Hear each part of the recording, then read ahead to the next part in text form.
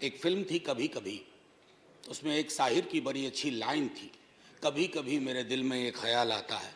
तो बाकी जो आगे है वो नहीं कहूँगा क्योंकि संदर्भ दूसरा है, लेकिन कभी कभी मेरे एक दिल में एक ख्याल आता है कि राजनीतिक जिंदगी में अगर हमारी महामहिम राष्ट्रपति खुद से अपना स्पीच लिखने लगे, अभिभाषण, तो शायद ये स्तुति गान ना होता जो इतने पन्नों का मिला है।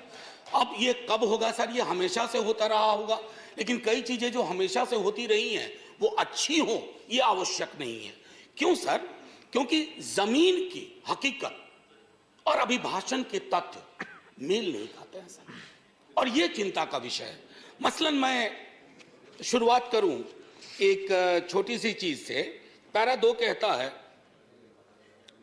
स्थिर सरकार।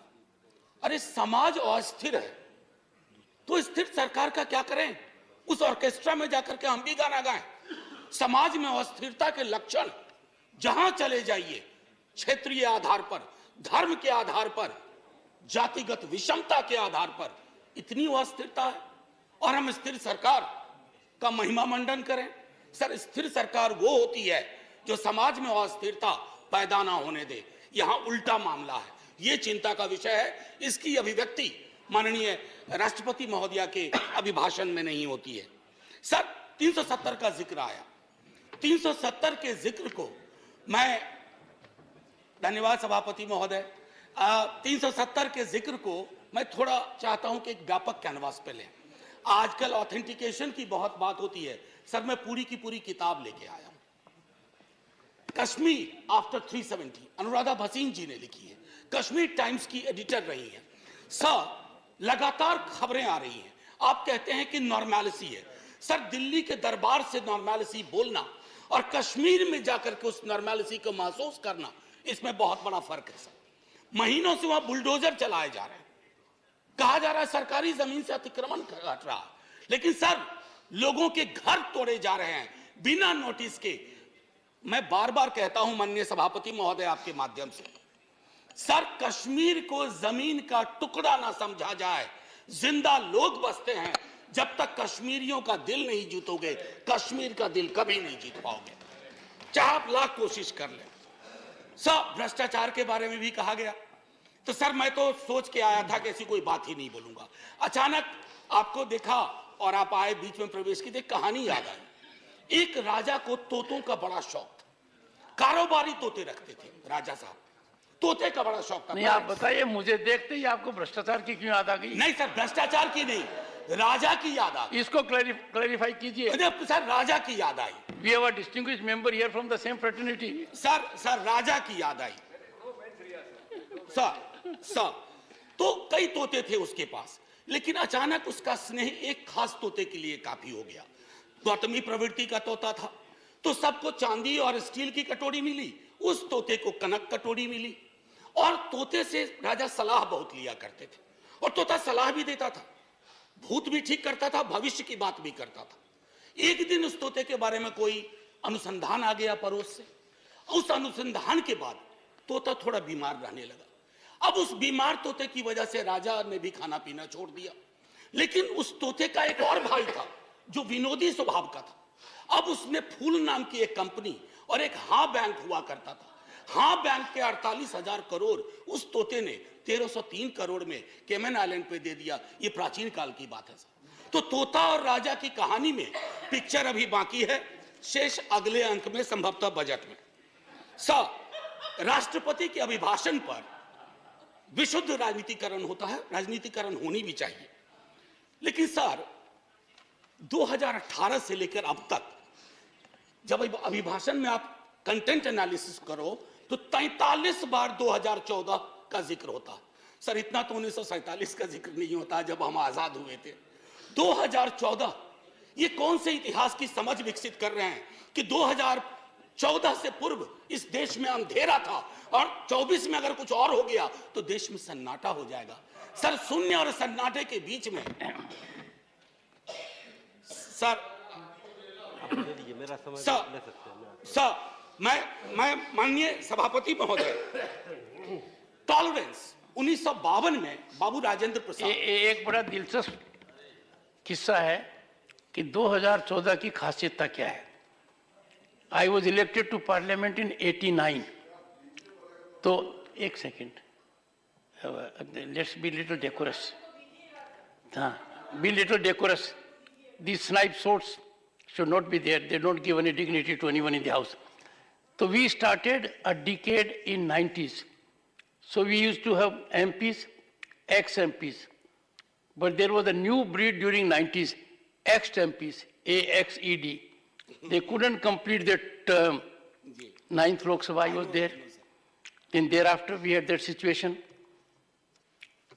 when we had Indra Kumar Gujral ji, H.D. Dev Gowda ji, and also Atal Bihari Vajpayee ji for 2 terms.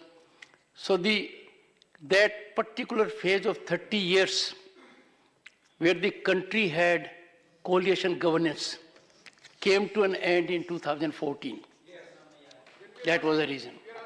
Sir, एक second. Sir, Jairam ji. Achha, I said AXED. Sir, माननीय सभापति महोदय, मेरे वक्त वैसे भी हम लोगों का अच्छा वक्त नहीं चल रहा है, तो मेरे वक्त में 2 मिनट का इजाफा कर दीजिएगा। एक स्पीकर हमारे और होंगे, संभव उनका कट जाएगा। सर प्लीज, मैं क्यों कह रहा था, आप मेरे भावार्थ को नहीं समझे। 2014 सर, इतिहास बोध 2014 से नहीं होगा, फिर क्या कहेंगे 47 में। हम पहली आजादी की वर्षगांठ हमने 48 में मनाई थी सर, तब तक बापू को खो चुके थे। हाँ, आज 75वें वर्ष में इस तथाकथित अमृतकाल में मैं ये देख रहा हूं कि गांधी की हत्या करने वालों का महिमा मंडन हो जाता है। ये भी है, ये है। इसके लिए 2014 चिंता का विषय था, और कोई नहीं। प्रधानमंत्री डेमोक्रेटिकली इलेक्टेड हुए, कौन विरोध करेगा। लेकिन डेमोक्रेसी में कई एनोमलीज आ रही हैं, विसंगतियां आ रही हैं, उनका जिक्र ना करूं तो पार्लियामेंट फिर किस बात की। सर, राजेंद्र बाबू तक टॉलरेंस की बड़ी बात हुई, उनसे लेकर के सहिष्णुता की बात हुई। अब सहिष्णुता शब्द गायब है अभिभाषण से। क्या नहीं चाहिए हमें सहिष्णुता? क्या हम नहीं देख रहे हैं कि हमारे समाज में कटीली दीवारें लगाई जा रही है, कौमों के बीच में बुलडोजर प्रतीक बनता जा रहा उत्पीड़न का, माइनॉरिटी राइट्स के हनन का। ऐसे दौर में सर, ऐसे दौर में टॉलरेंस शब्द का बार बार उठान होना, बयान होना यह आवश्यक था। टॉलरेंस शब्द को दूर करके you are appearing basically as an intolerant government which is not in the grain of Indian democracy. Agniveer का जिक्र हुआ सर। अग्निवीर, कभी युवाओं से पूछिए कि पूरी जिंदगी जो तुम ये तैयारी कर रहे हो सिर्फ 4 वर्ष के लिए। सर हम सब, मैं नौकरी में हूं सर, मैं नौकरी में हूं, इसलिए सामाजिक सुरक्षा पेंशन की गारंटी है सर, गारंटी है। ये कौन सा निजाम कर रहे हैं सर इस देश में। मैं जिक्र नहीं करना चाहता हूं कि ये क्या है। ये तो लॉलीपॉप भी नहीं है, ये जहरीला फल है जो समाज में है। कभी उन युवाओं से पूछिएगा कि उनको ये 4 वर्ष वाले आइडिया का वो क्या सोचते हैं। सर, लगातार फॉरेन पॉलिसी पर भी मैं देख रहा हूं अभिभाषण चुप सा होता जा रहा है। फॉरेन पॉलिसी पर बात नहीं होती। सेना की सुप्रीम कमांडर है हमारी राष्ट्रपति जी। सेना के सुप्रीम कमांडर को क्या यह अंदेशा नहीं है कि चाइना के बॉर्डर पर हालात उचित नहीं है। मैं माननीय रक्षा मंत्री के बयानों को सुनता हूं तो चिंता होती है, लेकिन डिनायल है, डिनायल है सरकार की तरफ से।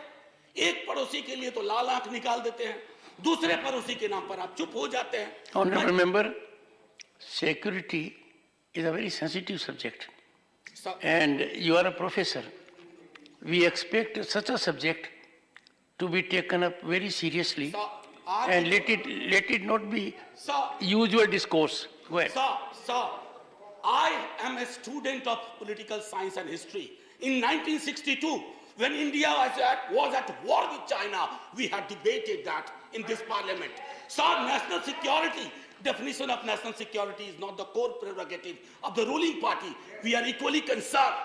और मैं तो कहूंगा कि तराजू उठा लो ना भाई, आविष्कार करवा लो किसके अंदर कितना पेट्रियोटिज्म है, पता चल जाएगा हकीकत क्या है और फसाना क्या है, अफसाना क्या है। ये मैं कहना चाहता था। सर, लगातार बीते वर्षों में अगर मैं कहूं, फिलिस्तीन का जिक्र हुआ करता था। हमारे सारे प्रेसिडेंट वाजपेयी जी के टाइम तक फिलिस्तीन पे चुप हो गए। काहे को? क्या वजह है? क्या हम अपनी विदेश नीति में ये ताकत नहीं पैदा कर सकते कि operates community anywhere is are will shall have our concern? कितना बदल गए हम सर। मैं जानता हूं हिंदुस्तान के नजरिए से देखिए, लेकिन हिंदुस्तान की नजर मत बदलवाइए। जो 47 में नींव रखी थी गई थी, उस नींव को मत हिलाइए। उस नींव को हिला दीजिएगा तो पार्लियामेंट की बिल्डिंग भी ढा ढा के गिर जाएगी। ये चिंता का विषय है सर। जुडिशियरी, उसके बारे में भी जिक्र था। जुडिशियरी पर आजकल मैं देख रहा हूं 2 चम्मच सुबह 2 चम्मच शाम के हिसाब से बयान आते रहते हैं सरकार की ओर से। साहब हम सब जानते हैं कि जुडिशियरी में रिप्रेजेंटेशन होना चाहिए। हमारा दल राष्ट्रीय जनता दल और हमारे नेता लगातार कहते रहे कि वंचित समाज SC ST OBC का जब तक प्रतिनिधित्व नहीं होगा, न्यायपालिका और न्यायालय दूर रहेंगे हमसे। लेकिन सर मामला अब बेसिक स्ट्रक्चर पर आ गया और बयान ऐसे आ रहे हैं जिनको न मौलिक की समझ न संरचना की समझ।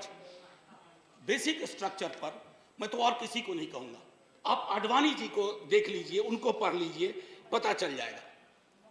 माननीय प्रेसिडेंट साहिबा के बयान में जातिगत बहुत बातें हुई, SC ST OBC। सर पूरे देश में एक लहर चल रही है जातिगत जनगणना की। आपके भी लोग अब बोलने लगे हैं, सत्ता पक्ष के। सर मैं 12वें मिनट में खत्म कर दूंगा, हालांकि 2 मिनट आपको जोड़ना भी था सर, माफी के साथ। मैं सिर्फ ये कहना चाहूंगा सर कि जातिगत जनगणना के लिए सरकार, आपका कोई नुकसान नहीं होगा। मैं आपको यकीन दिलाता हूं, थोड़ा फायदा होगा।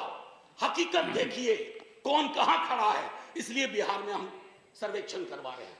प्रेरणा लीजिए ताकि जिनका हक, जो वंचित रहे हैं, अब ब्लास्ट फ्रॉम द पास्ट अक्सर आता है, नाम बदलो नाम बदलो। डेली पार्लियामेंट के बाहर कोई पूछता है आज वो फलाना का नाम बदल रहा है। मैंने कहा यार पीस मिल में क्यों करते हो, खुदरा खुदरा कर रहे हो, थोक में करो, थोक में करो।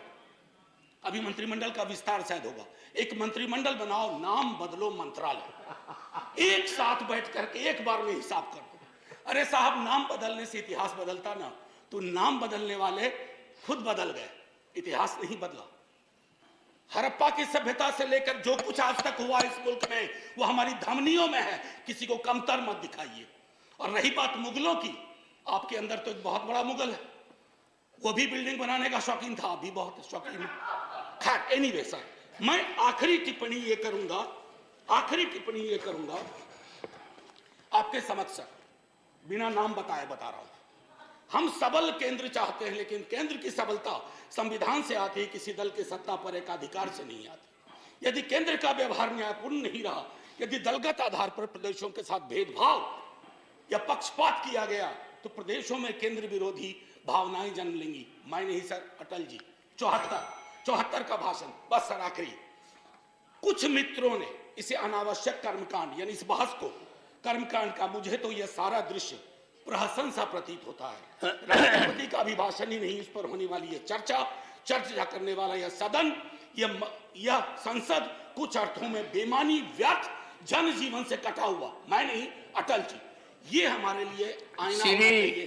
सर आखिरी सर, एक जय हिंद तो बोलने दीजिए सर, जय हिंद बोल देने दीजिए, 2 मिनट मेरा जोड़ना भी है आपको। सर मैं सिर्फ ये कहूंगा, जय हिंद बोलने से पहले सर ये अवसर होते हैं, सदन में जितने लोग हैं मैं सबका शुक्रिया अदा करता हूं, लेकिन लोकतंत्र नहीं बचेगा ना सर, तो सिर्फ अगर तंत्र बच गया तो कुछ बचेगा नहीं।